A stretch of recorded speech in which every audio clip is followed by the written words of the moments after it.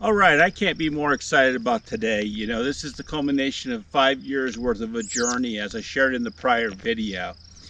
It's really kind of exciting to get into something that you have planned for, that you anticipated doing for, 5 years is quite a long time. But it took a lot, as you saw in the prior video, to get here.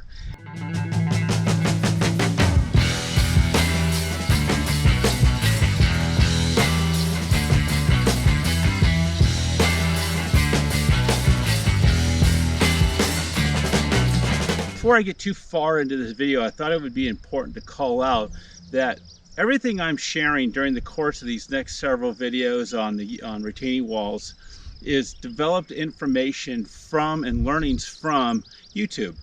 I have spent a lot of time looking at engineers' views of things like surcharge, how to handle that, how to work through with Geogrid and things of that nature, how to deal with drainage, all those things from an engineer's point of view. I've also looked at it from a point of view of the person that really does the work, the construction guy that puts in the labor to build you a retaining wall.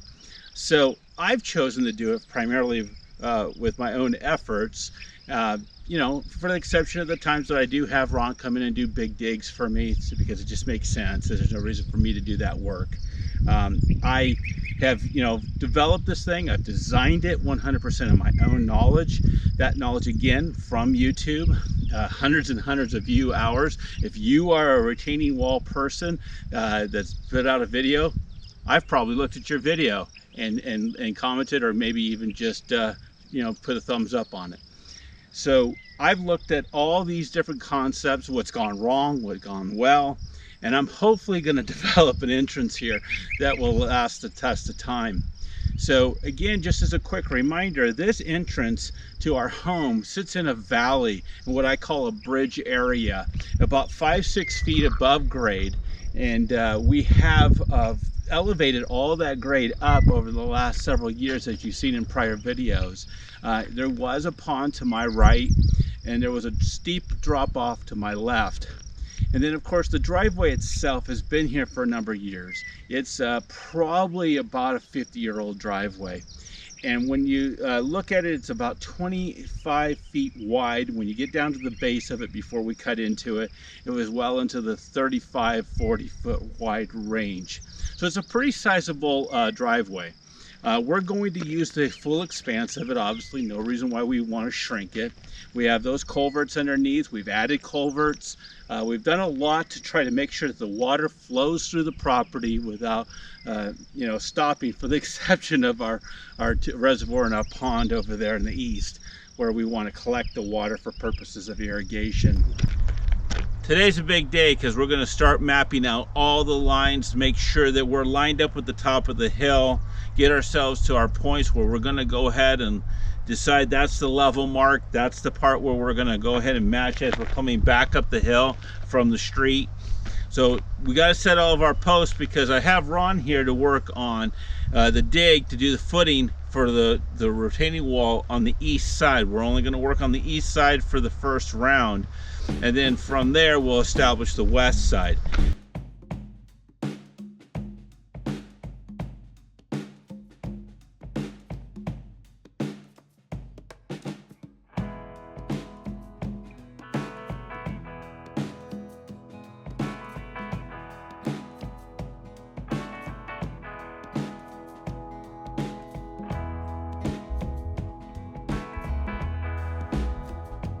We're going to start with the carve into the side of the driveway here to get it cut out 3 feet back from the fence, so a total of about 4 feet wide, so we can start getting our footing down and getting prepared for the fence to lie in.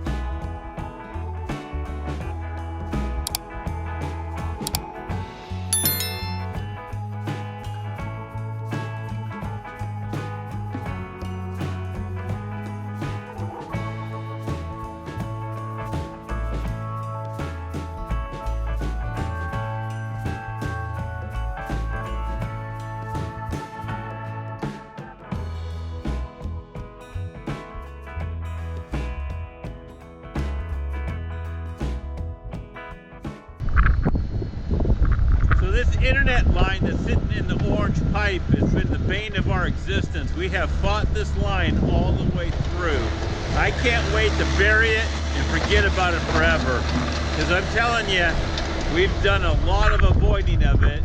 And I actually had a person 5 years ago hit it. And the previous owner hit the line up on top by the house. So it's caused everybody problems.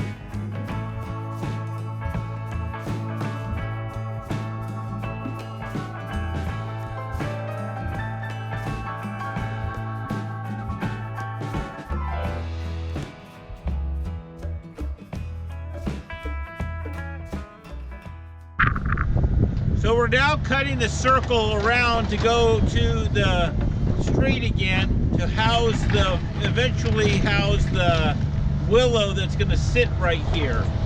So right now we're making that cut around. You know, we got to do a little bit of, thinking through it as we go along, but this is about the length that we're looking for, and it feels right. And I'll make those adjustments as I put the block in. I'll make that turn. So he's cutting a good 3-foot path so that I can put a base all the way across so that when I go to work and I have room to adjust as need be.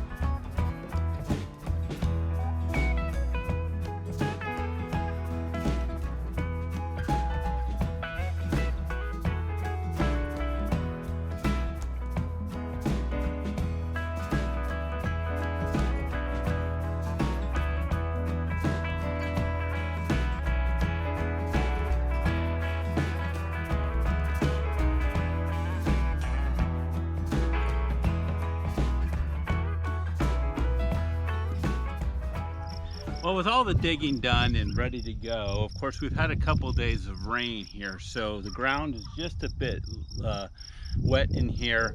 Not terrible. This is actually quasi-virgin land because this driveway's been here for better than 50 years. So this dig cut right into the base of it.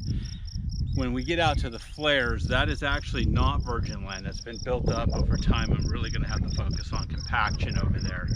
But I'm going to still go in and go ahead and compact this down, get it really firm. Then I'm going to go ahead and put a liner underneath this because this dirt is actually clay.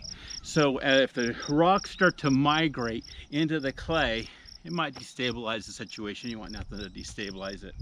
So I'm going to go ahead and put a filter underneath it, obviously water permeable, and then put rock, A-grade rock on it, which I'll take over and show you that in a minute. And then on top of that, we're going to go ahead and put some road base 3/4 minus on it, and then put our foundation and get us ready for our blocks. So first step go. Let's get on to the compaction.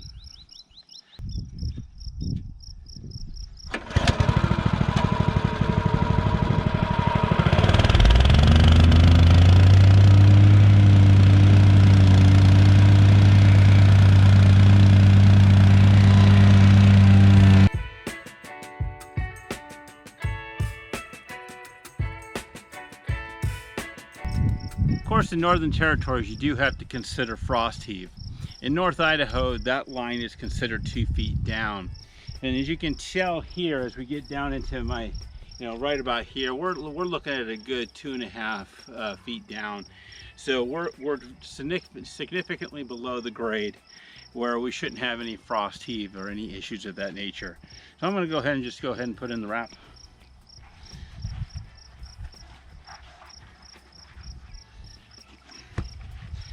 Now this is 4-ounce permeable, and so it allows the water to pass through it, but it also keeps the migration of the rock away from, you know, melding together with the clay and then eventually, you know, cause a problem.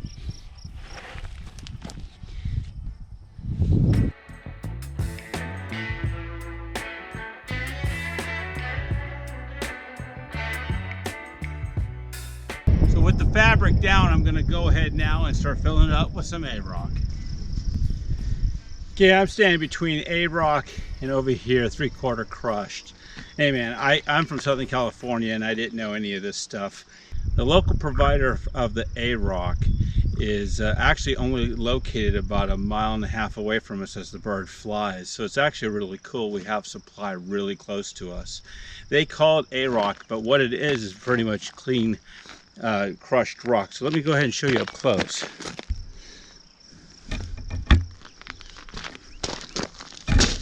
So see here, there's no fines in it. There's no dirt in it. It's just very, very clean through, and it's angular, and it'll interlock when it's under pressure, and it'll make sure that nothing else gets in and moves behind it.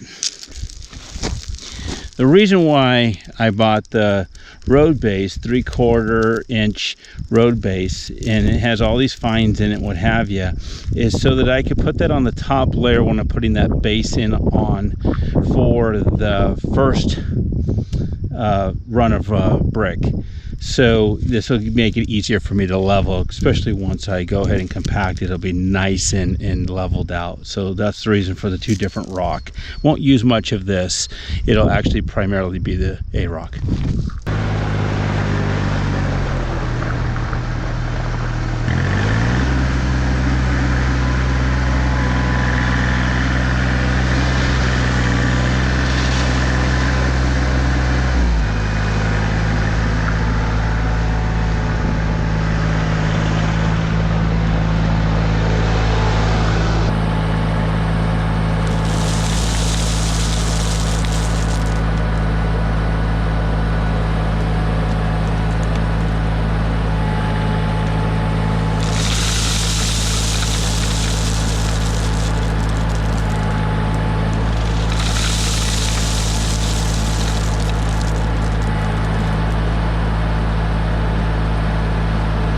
You might ask why I've got this white line here. Originally it was just set to be aligned with the top of the bricks. But I also, when I was thinking about it, I can't see too well inside the tractor. It's about the moment when you wish you had a skid steer. And so it gives me a good line over the top of it. So if I'm dumping in, I can see exactly where I'm dumping to, because I can't really see down here too well. Got to rake this out to about 4 inches deep so I can compact it.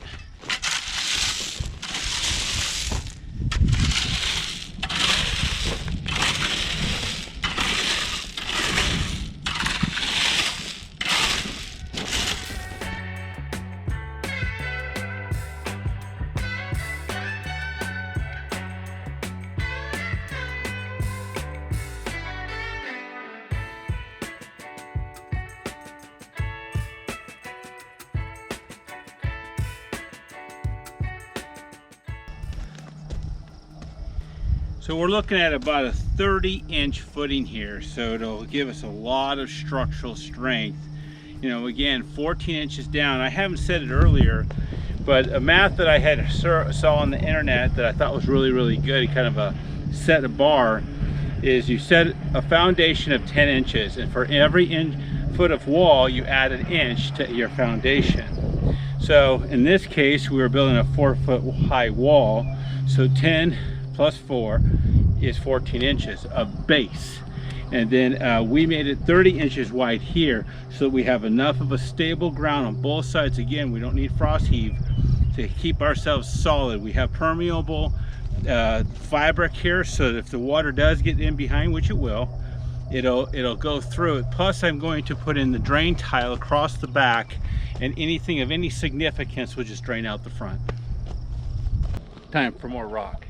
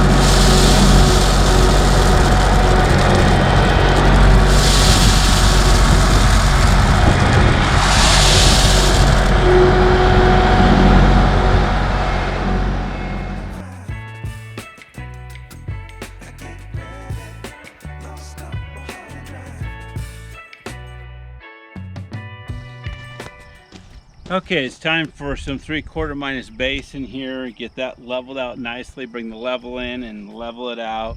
Then we're going to drop ourselves a line, make sure we're straight and squared up with the existing pattern that we've got building here. Get that line running, and probably run to about here, only about maybe 5 bricks, and get to about here, fill in behind it, get ourselves our nice on the top here, some fabric set up. I'll probably go grab myself some bricks, get that fabric sitting on the top, holding that all down. And then what I'll do is go ahead and put in you know, like I said, about 5 bricks, start backfilling and start filling up in front of me here, behind me should I say, and get going up the tiers.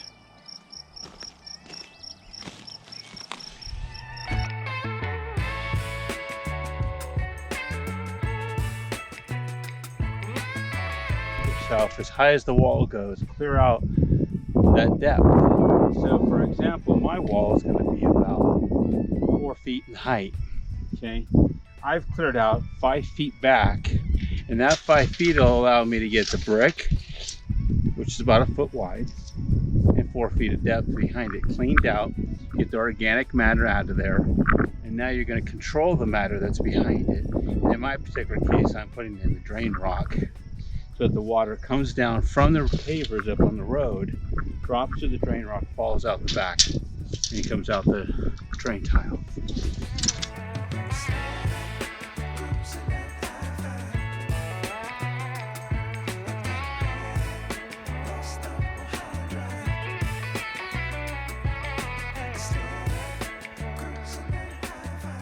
So the brick I've chosen is the Belgrade Highland Victoria blend look.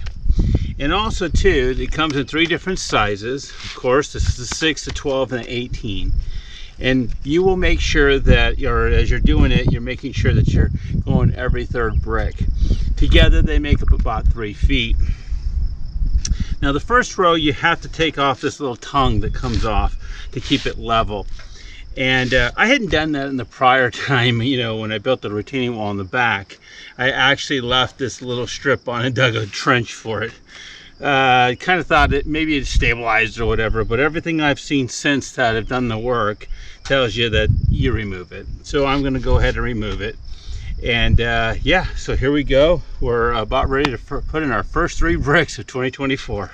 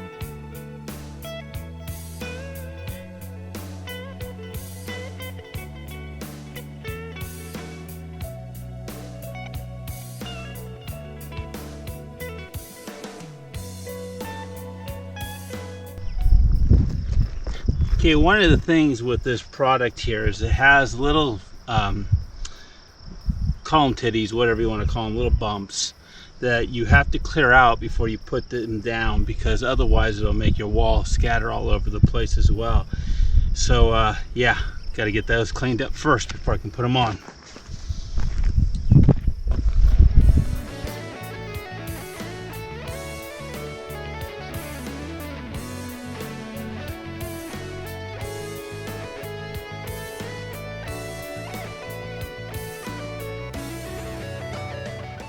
Okay, a couple tools of the trade here. You get yourself a level. You can get an 8-footer, and that's probably even better. I have a 4-foot here. Then of course you need a little speed level to make sure that it's level from front to back. And then you get yourself a nice little dead blow here, and you know, get yourself some meat to it. This is a 10-pounder. Get yourself little stuff, little 2s and 3s. Don't even move the bricks. These bricks are 85 pounds at the largest point. So, and those are with the hollow insides on those 18-inchers. These solid bricks are just, this 12-incher is probably just as heavy, if not right at the edge of maybe 70 pounds instead of 85. So yeah, they're pretty heavy. So to move them, you have to, and especially if you've got your base all solidified, you can't really move it that much. So you got to have some weight to hit it with, and that's where the dead blow comes in.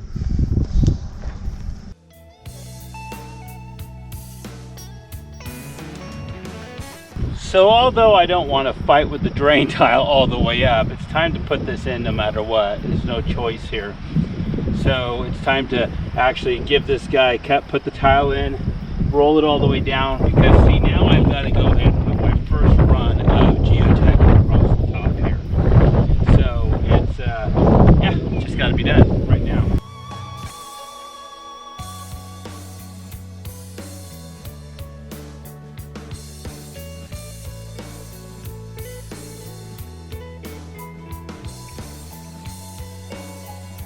Okay, it's time to backfill this up, get another brick in here, and start running that all the way down.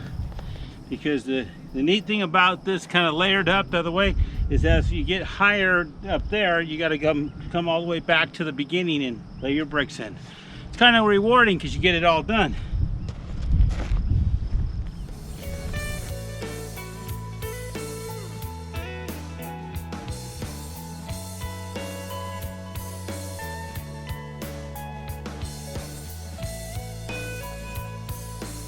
Okay, the magic of Geogrid. So Geogrid comes, I guess, unidirection, bidirectional, and then they always tell you to run it perpendicular to the wall, you know, and have it come out as far as it can without obviously having to be seen. So the idea behind this is that how do you take these blocks and tie them into the 4 feet back that this hole is, and you know, make sure that it's one unit. And this here, oddly, with these little holes, these little fibers, it does a nice job with the angular rock to lock it all in. You can put dirt on it as well, but it builds one unit. So another thing they tell you is you have to make sure that it's basically at the same plane. You don't want it to go down, it loses its strength, but the whole idea is that it pulls and becomes a part of one unit 4 feet wide. So you're creating a 4-foot block, which is kind of cool when you think about it. So that's what this is for, and yeah, let's go ahead and put it in.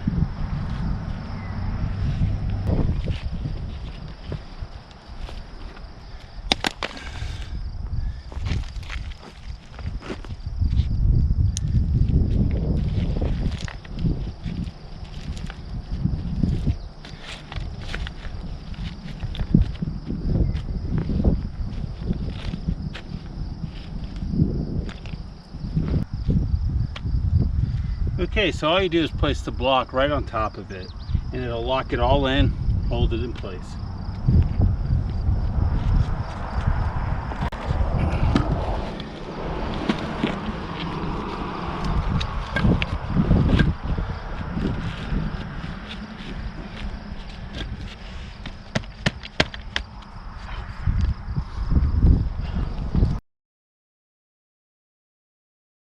Because there's a surcharge on this road, obviously our driveway, and every time a truck or car goes over the top of it, that's a surcharge. I'm going to have to run this geotech every foot or so, you know, so it becomes that much more. There is an argument to be made, not one that I'm going to go ahead and subscribe to, that you could run the geotech all the way across the road to grip onto the other wall. Yeah, I don't see me doing that. It's just It's the problem with that is, of course, I have one person doing this work, and it's not likely that I can go ahead and get across that road without being very disruptive. So I've chosen to build these 4-foot wide walls up the side.